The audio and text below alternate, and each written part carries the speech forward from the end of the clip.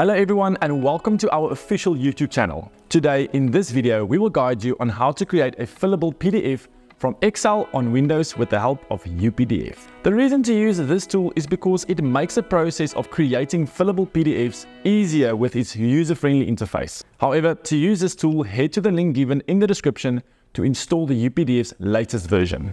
Once you have successfully downloaded the latest version of UPDF on your Windows, then it is time that you follow these detailed steps to create fillable PDF from Excel on Windows. Access the latest version of UPDF and tap on the File tab. Once you explore it, place your mouse on the Create and choose the PDF from Excel option. Then click the Prepare Form tool. Tap on the Settings icon and select the Form Field Recognition feature to make a fillable PDF from Excel.